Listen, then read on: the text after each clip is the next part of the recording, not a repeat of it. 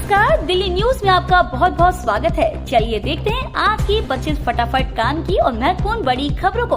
पर इससे पहले वीडियो को लाइक करना बिल्कुल ना भूलें।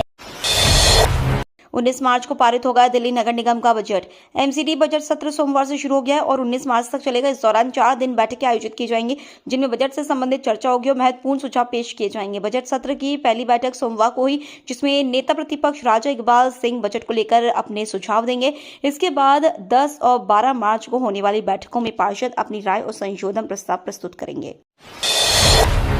बीएसपी सुप्रीमो मायावती ने आकाश आनंद को पार्टी से निकाला। उत्तर प्रदेश की पूर्व मुख्यमंत्री और बहुजन समाज पार्टी के अध्यक्ष मायावती ने अपने भतीजे आकाश आनंद को पार्टी से निकाल दिया है। इसकी जानकारी मायावती ने सोशल मीडिया प्लेटफॉर्म के जरिए दी। उन्होंने कहा कि आकाश आनंद को उनके ससुर की तरह पार्टी और मूवमेंट के हित में पार्टी से निष्कासित किया जाता है। एक दिन पहले ही मायावती ने आकाश को नेशनल कोऑर्डिनेटर सहित सारे पदों से हटाया था।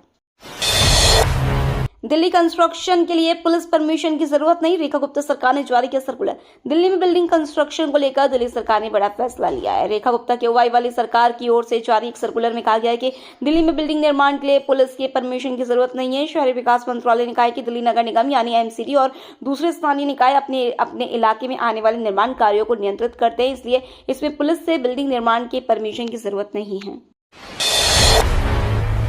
केजरीवाल के खिलाफ एक और जांच, पैक को भेजी गई कैग की रिपोर्ट। दिल्ली की सत्ता से बाहर हो चुकी अरविंद केजरीवाल सरकार के खिलाफ एक और जांच का आगाज हो गया है। दिल्ली विधानसभा में सार्वजनिक स्वास्थ्य ढांचे पर पेश सीएजी रिपोर्ट को अब जांच के लिए पब्लिक अकाउंट्स कमेटी को भेजा दिया गया है। 3 महीने में इसकी रिपोर्ट आएगी। विधानसभा स्पीकर विजेंद्र गुप्ता ने सोमवार को सीएजी रिपोर्ट पर बहस के बाद यह आदेश दिया। दिल्ली में 1 लाख से ज्यादा लोगों को मिलेगी नौकरी, मंत्री मनंजय सिंह सिरसा ने बताया प्लान।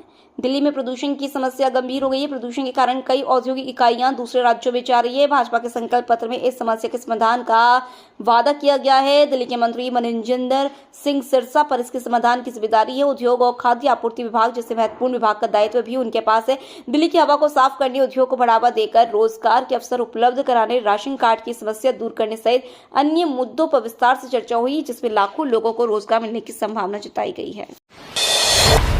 मुकेश अंबानी की रिलायंस ने बनाया गिरावट का रिकॉर्ड, झटके में गंवाए 56,000 करोड़। एशिया के सबसे अमीर कारोबारी मुकेश अंबानी की रिलायंस इंडस्ट्रीज के शेयर सोमवार को 52 हफ्तों के रिकॉर्ड लो पर पहुंच गए। कारोबारी सत्र के दौरान कंपनी के शेयर में 3.63% तक की गिरावट देखने को मिली है, जिसकी वजह से कंपनी के मार्केट को करीब 56,000 करोड़ रुपए का नुकसान हो चुका है। आंकड़ों को देखें तो कंपनी के शेयर में हाल ही के दिनों की सबसे बड़ी गिरावट मानी जा रही है। दिल्ली में इस साल मार्च का सबसे गर्म दिन रहा सोमवार, 31 डिग्री के पार तापमान।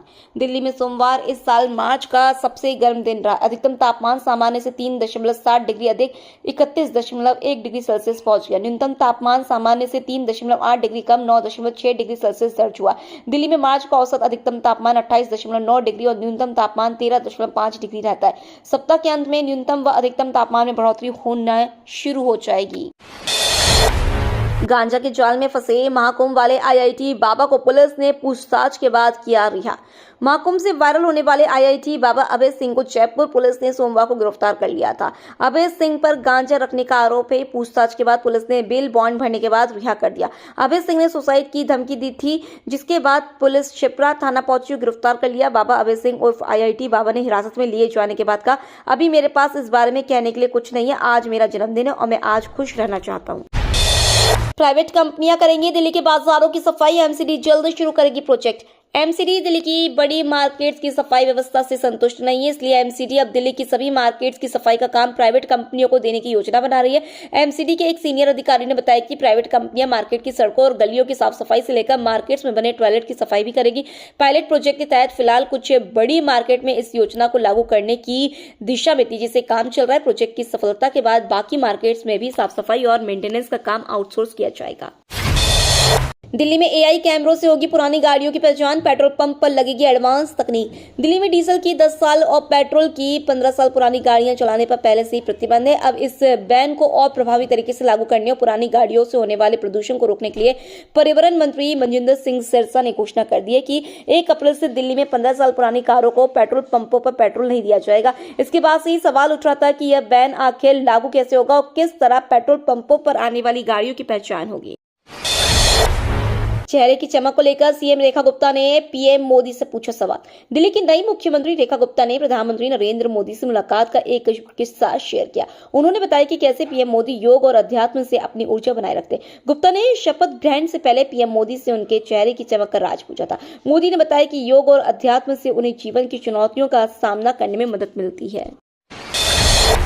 गंगा जल बंटवारे पर चर्चा के लिए भारत पहुंचे बांग्लादेशी विशेषज्ञ। बांग्लादेश का एक विशेषज्ञ दल भारत के साथ नदी जल बंटवारे पर चर्चा करने के लिए कोलकाता पहुंचा है। इस 12 सदस्यीय प्रतिनिधिमंडल का नेतृत्व संयुक्त नदी आयोग के अधिकारी मोहम्मद अबुल हुसैन कर रहे हैं। इस दौरे का मुख्य उद्देश्य वर्तमान जल बंटवारे की व्यवस्था की समीक्षा करना और भविष्य में सहयोग बढ़ाने पर चर्चा करना है। अपनी यात्रा के दौरान यह दल सबसे पहले 5 मार्च को फरक्का बैराज जाएगा, जहां वे गंगा नदी के जल प्रवाह का निरीक्षण करेंगे। इसके बाद वे 6 और 7 मार्च को कोलकाता के हयात रेजेंसी होटल में 2 दिवसीय बैठक में भाग लेंगे। राम मंदिर पर हमले की साजिश रचने वाला गिरफ्तार, आईएसआई से है कनेक्शन। गुजरात एटीएस और फरीदाबाद स्पेशल टास्क फोर्स ने संयुक्त ऑपरेशन में फरीदाबाद से आतंकी कनेक्शन के संदेह में एक व्यक्ति को गिरफ्तार किया है।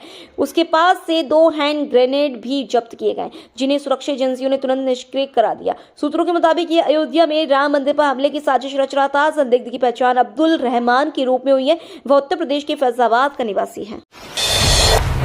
प्रदूषण पर लगाम लगाने के लिए दिल्ली सरकार ने कसी कमर, ऊंची इमारतों पर एंटी स्मोक गन लगाना अनिवार्य है।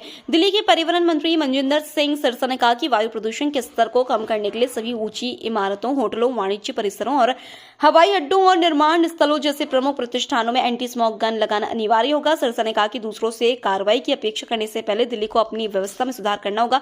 साथ ही उन्होंने सभी संबंधित विभागों को प्रदूषण से निपटने के लिए एक विस्तृत खाका तैयार करने का निर्देश दिया और राष्ट्रीय राजधानी में वायु प्रदूषण में दिल्ली हवाई अड्डे सहित अन्य प्रमुख स्थलों की भूमिका पर डेटा मांगा। दिल्ली की महिलाओं को हर महीने मिलेंगे 2500 रुपए, 8 मार्च से कराएं रजिस्ट्रेशन। दिल्ली की भाजपा सरकार चुनाव के दौरान किए गए अपने वादे को निभाने के लिए कृत संकल्पित है। भाजपा ने चुनाव से पहले महिला सम्मान योजना का ऐलान किया था और कहा था कि महिलाओं को 2500 रुपए हर महीने देगी। इस वादे को निभाने के लिए महिला सम्मान योजना की रजिस्ट्रेशन की तारीख का ऐलान हो चुका है। इस ऐलान के मुताबिक इस योजना के लिए 8 मार्च से रजिस्ट्रेशन शुरू हो जाएगा। भाजपा नेता मनोज तिवारी ने ये घोषणा की है।